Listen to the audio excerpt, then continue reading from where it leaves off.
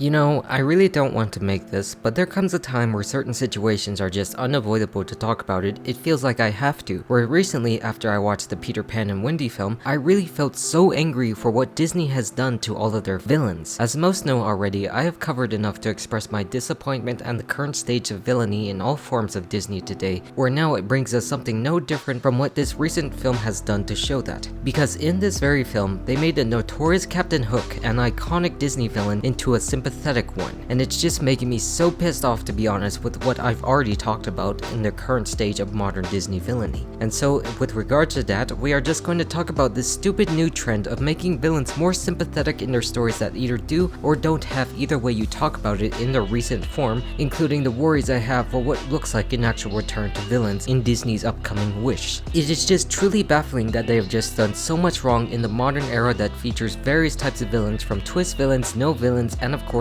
the recent sympathetic ones that get their own stories in live action with films like Maleficent and Cruella and straight up suck. Make no mistake, I'm not going to say all sympathetic villains are bad, because they do offer many interesting, compelling stories if done right, but it's more of just in this case of Disney's need to put them into the spotlight to avoid any conversation of pure evil for the sake of such, or just having those traits that many of us do not want to root for. Like, making these main stories about them is great and all, and really sells how iconic they are and why we love them being bad, but they are actually just diluting the entire point of what made them special to begin with by making them relatable to a degree, to make you want them to be redeemed or whatever, and it really just indeed sucks. So to explore such issues, we're going to have to start with animation first and move on to the various live action films to contrast the old versus the new. Because here we start off that everyone knows most Disney stories having a major villain from start to finish. They are introduced as the opposing force that the main character has to get through to challenge their entire journey to the very end. And I already went through my opinions of them in the ranking, where some are not inherently bad, but they just think differently from others, and that's okay with what those stories are actually headed with, how they don't need to explain much why we actually agree that they are sympathetic to our own opinions and such, where evidently everything actually changed and turned to shit once the 21st century started. Like I said previously, our last real villain ended back in 2012 for Disney in King Candy, and they have never been able to find that formula ever since, going for something that all good boys and girls can relate to in this day and age instead, as an appeal to sympathy. And for me, in this process of where it actually truly started, it goes back to Big Hero 6, where they put Callahan to have the motivations as the main villain and a mentor to the main characters in the first act of the film. I mean, without a doubt, I really do think he's the worst villain that Disney has produced, with a story that doesn't actually make any sense. I mean, I already talked to him a lot in previous videos and everyone already knows his story, but the main focus we must feature here is the fact that this is all done from him losing his daughter. The sympathetic part, where it is understandable that he is in this place,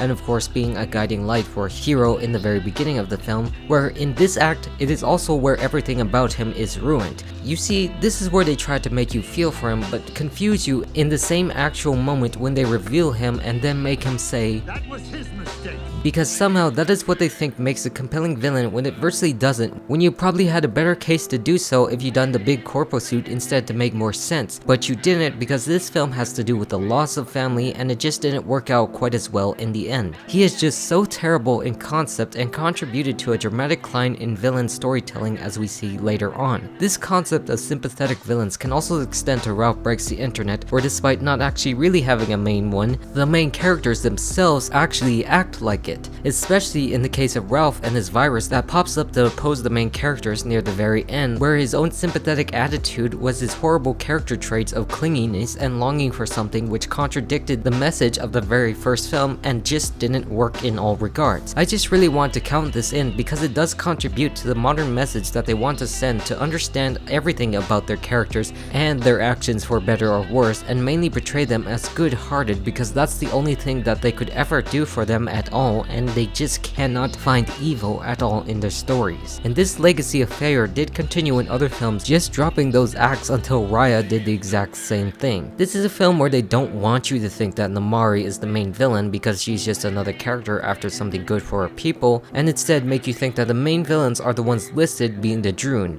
these purple clouds that actually turn people into statues and nothing more, and a hindrance for all the separated tribes. They are not real villains, but they're just the opposing force that the main characters have to stop and nothing more, where in this case, Namari fills the human role of villain, but very poorly. poorly. Like, her whole character arc is for Raya to trust her, even though at the very beginning she stabbed her at the back and almost killed her several times, where it just becomes more apparent that she wanted to make her the main villain but failed in the most spectacular way by sympathizing with her so that the main character, Raya, can learn to trust people, even those who aren't even worthy of it, from the very beginning to the very end of the film. You know, this whole film can be described as forgive and forget under all the circumstances, no matter what you think is logical or not. I mean, literally, she did betray her not only once, but at least twice in this very film, and if you don't think that is an actual threat to the protagonist that should not be trusted at all, then I don't know what is, because you basically refuse to have any of that in your film. I'm not fully upset at what it tried to do in the film, but I cannot forgive how they did this with her very character that is supposed to be the main villain, but they try way too hard to make it seem like that is not the case at all with the story that they have presented. I mean, she even blames Raya for her own actions and shows no remorse at the end for her own actions throughout the entire film, and the movie just makes you want to accept her for what she did in the finale because that's the way they wanted to play out. Like, where does that actually make any sense on the sympathetic villain scale? To me, that is absolutely zero in this case, where her purpose is to deliberately punish Raya for not conforming to the main theme of trust in this movie, and that's why they saved her at the very end to celebrate moving on together, because that's just how it is, and why I didn't include her in my villain ranking, because above all, after what we learned, she never got punished for her actions, where that instead was blamed on Raya, and she wasn't really a real villain who cared for her own people instead, but just not Raya's feelings. All from the very beginning to the very end because of how stupid this movie is. And the real sad thing about all of this is that this is the most recent Disney animation that we got to return to some form of villainy till now. Again, mentioning after 2016, they didn't really have any villains in their stories at all. But then after this is where we also bring in the classic villains where the live action remakes come into view. Something that was started back in Maleficent in 2014, about the same time that Big Hero 6 came out. It was a film that still served as a remake of Sleeping Beauty and was done to make more emphasis on Maleficent's story, making her the good guy. And while I actually enjoyed that refreshed take on the story, they actually completely negated her original character of Maleficent because they made another sequel to the story with her as the hero yet again. They say she was the anti-hero of the last, but this one straight up has a different villain for her to defeat and has her as the main hero and protagonist that we should all care about. And the villain in this one is one that I really don't care about because we're just here for the real bad one here and not this mediocre shell of villainy, because that's just how the film is supposed to be. Because in the original, Maleficent was just straight up villainous from the get-go. She was very petty and wasn't invited to the birth of Aurora, who actually gloated about her own awesome magical powers, where in the case of lackluster stories like this, they just like the idea to let her be free and fly all day, the queen of the fairies and whatnot. I really just don't like these stories, to be honest, and frankly, you are just not understanding what made them appealing characters in the first place. Like, literally, she is the queen of Disney villains, but here you just made two films stating that no, she's actually a good fairy with a good heart because a bad man stole her heart and wings,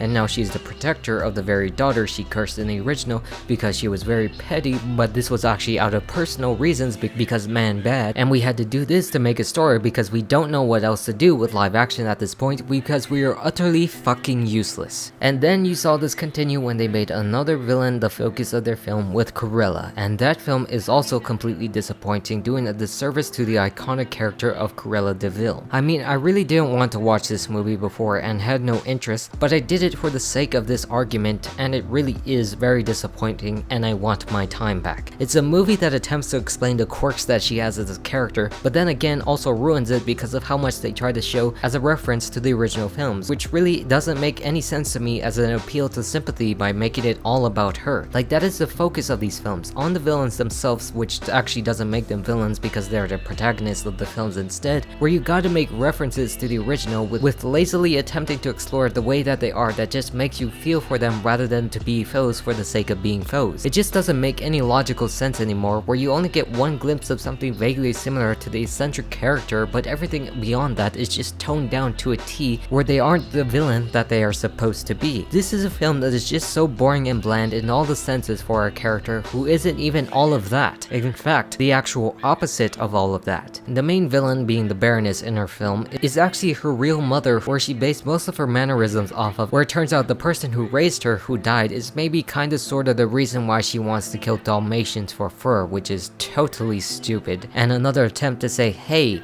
She is someone to be sympathetic towards because dogs killed her mom. I think I've heard something quite as stupid as that before in a different film. Like, yep, it just doesn't understand anything about her character by making her a misunderstood character who wanted to skin puppies for her lavishly designed fashion. Like, imagine them making a movie about Frodo with having such tragic backgrounds. Actually, that wouldn't actually work at all now that I think about it in the way he's designed as a villainous character for someone marrying many dictators and poor life decisions, because that is the way that they are, because they're just so fucked up where you didn't need to explain any of their tragic background story or whatnot, because not everyone needs to deserve that kind of story with what they originally are trying to present. It just doesn't make sense, and we don't need these kinds of stories to explain that. I mean, one can actually enjoy these stories, but paying respects towards any of the original characters is truly baffling. Like, remember the original 101 Dalmatians remake and Glenn Close actually captured that Cruella persona perfectly, and that's why it actually worked to a degree in the case of Cruella. This one actually doesn't. She might have little mannerisms there, but she just doesn't have that whole tone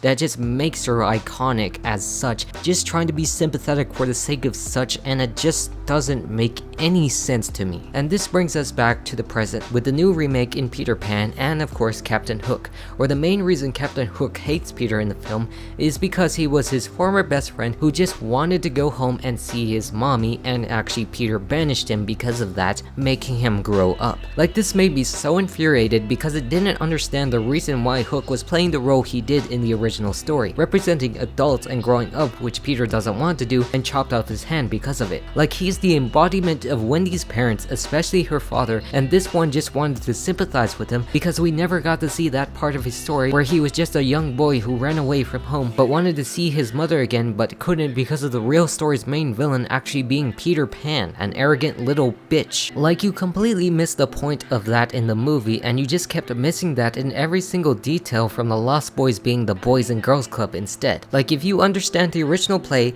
and what they meant, then you wouldn't have chosen to put this in the film because it just doesn't make sense to the story and the actual messages and themes of the film. Everything they have been doing in this case has really destroyed the meaning of any of their villains and made their characters more worse than they already were, or no matter how much they try to make you feel for them. It just has no weight to it whatsoever and just leaves you on this note where Peter and Hook are happy rather than him just being chased down by an alligator and laughed at because the hero won and the villain lost. And it just becomes another check to the list of stupid things that Disney just keeps on doing because they just didn't understand the point of their villains in the first place for petty minor profit that doesn't really add much to anyone these days. Just understanding this short but major list of modern Disney stories is a clear fact of not actually writing new ways to make them unique or compelling, but saturating it to the highest degree where no one can really ever stand to find it great to watch or sympathize with every single character that they try to introduce. So beyond the point of remakes that are shit or stories that are lackluster in quality, Disney has not proven the case to show why they should be able to create sympathetic characters using ideas that don't work or using previous ones to rewrite them to modern sensitivities. The quest for profit has truly stifled what once was,